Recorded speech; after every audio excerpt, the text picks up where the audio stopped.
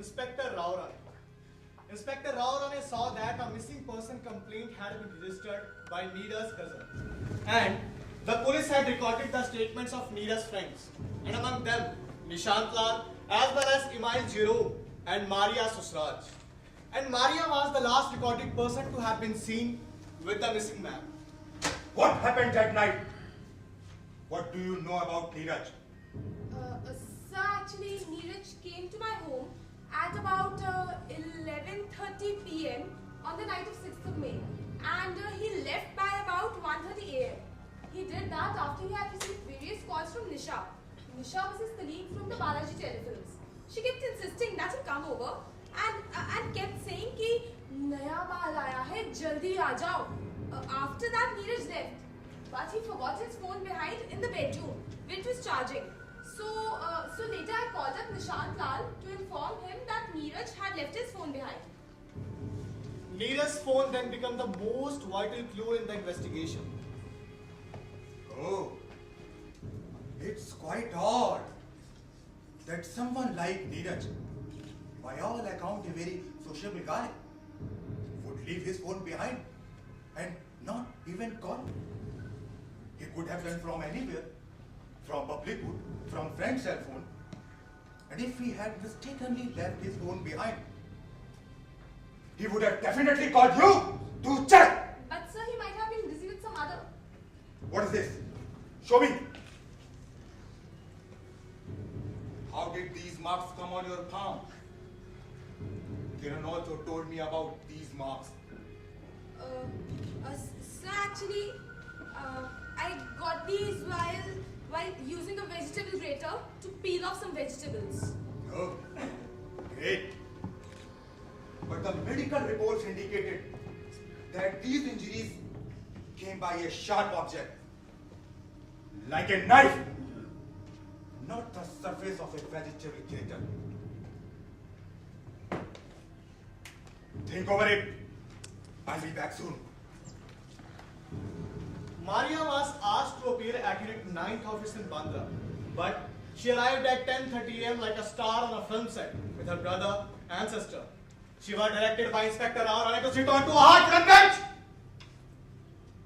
and made to wait for the next 4 hours.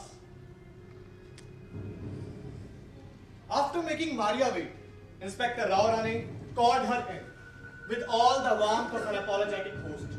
She came across as composed, confident, and willing to answer all the questions. I and Maria chatted about her likes, dislikes, her career, her ambitions. I found her rather well read. Her body language suggested overconfidence. This would become a pattern over the next 8 days.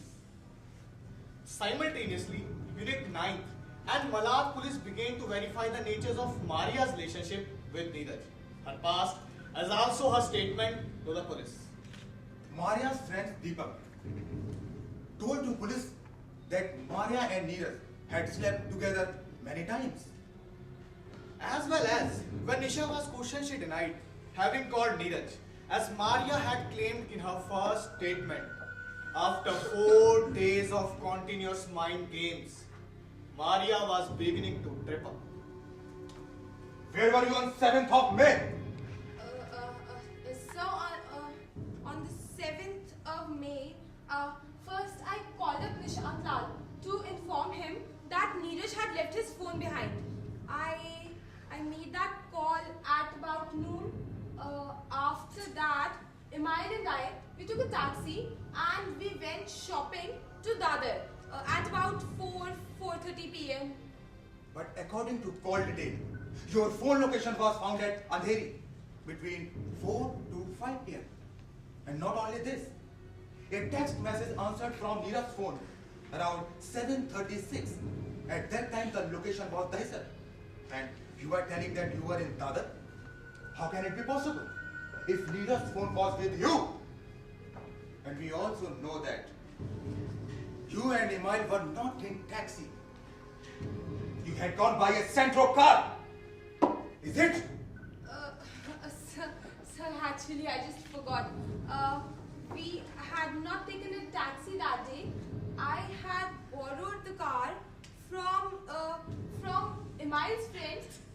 any that evening.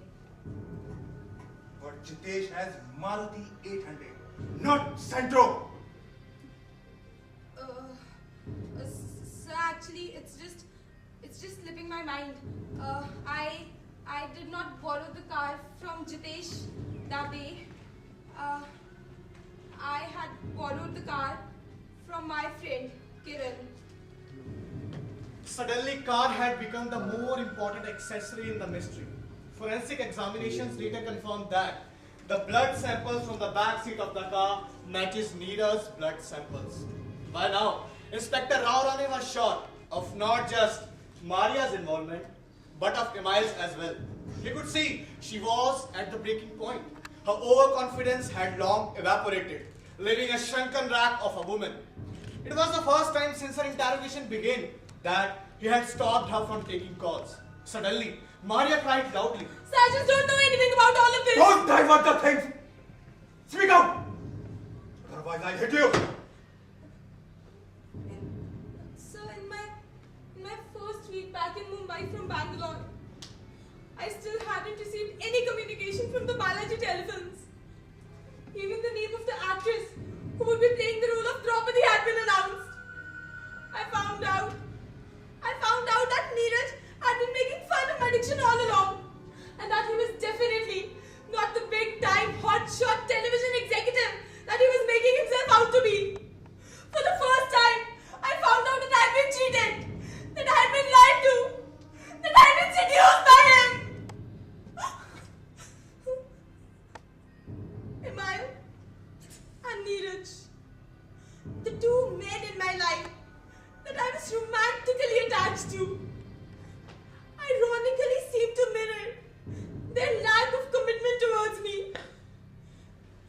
Between the two of them, I realized that I would be left unmarried, unfulfilled, and unsuccessful.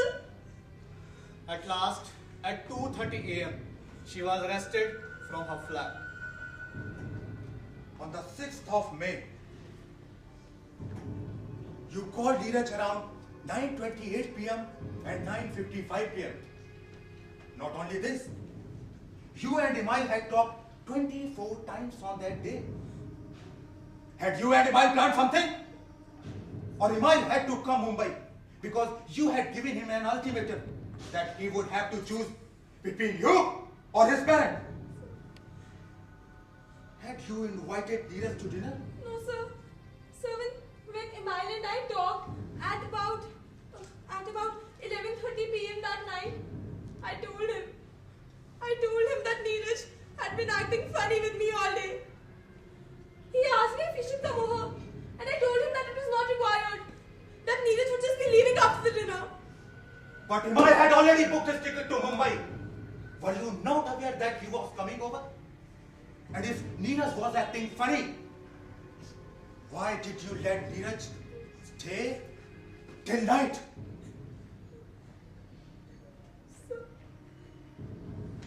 So when the doorbell rang next morning, I went to open the door and saw Emile standing outside, knapsack on his back.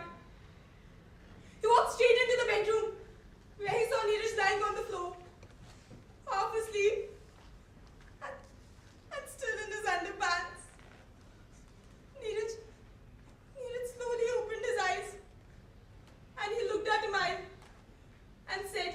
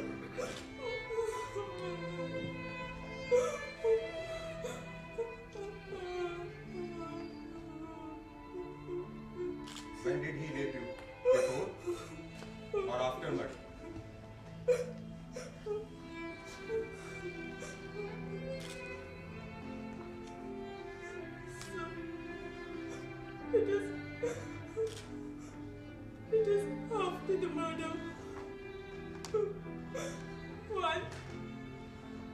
In the bedroom. While I was trying to clean it all up. With Neeraj's blood soaking us. And once in the bathroom.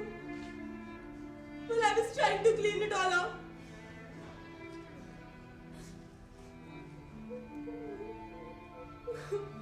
How did you remove all these things from the flat? As you were present 3 hours after the murder. I washed and mopped everything. I removed the pillow covers, the bed sheets, the mattress covers, the curtains, everything. Emile then instructed me to get a large carving knife, a big bag, and a can of room freshener. He then cut Neeraj's body into small pieces and stuffed it all into the bags. Meanwhile, I went to arrange the car from Kiran. We then took it all and we went to the manor, where we burnt it all up. We burnt everything up.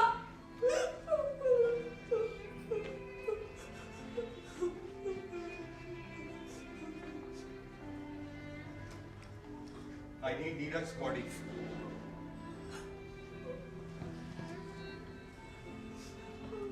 Can you show us where you took away Neeraj's body? And one more thing. Why didn't you tell police about rape and murder when he had sent you to market? Finally, they found the half-burnt remains of Neeraj's body at the picnic spot Manau, 92 kilometers away from Mumbai. On 30th of June 2011, after 3 years and 23 days when Neeraj was killed, the trial court convicted Emile Jerome and Maria Susraj.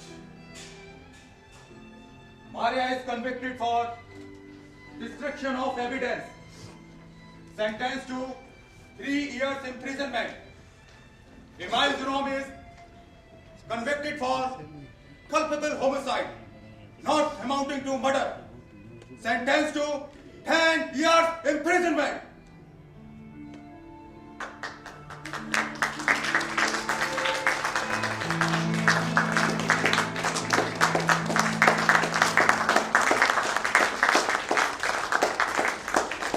Now, I would like to introduce you with the cast of the play. In the role of Police Inspector Dharmender Singh. In the role of actress Maria Divya Agarwal. And in the role of narrator myself Mohit Gupta. On music we have Gimme. The writer of the play is Meenal Bhagel, and the director of the play and our Guruji, he's not here because of some reason. So give him a big hand so that our clap sound rich in Mithlesh Sharma.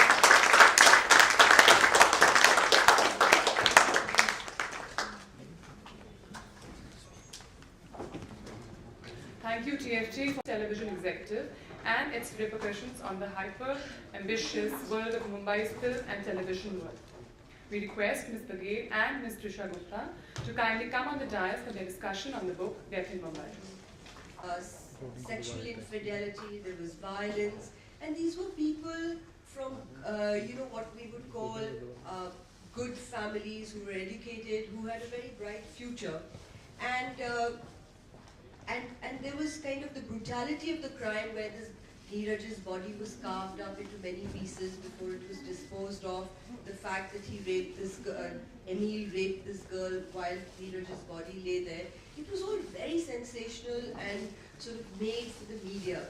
And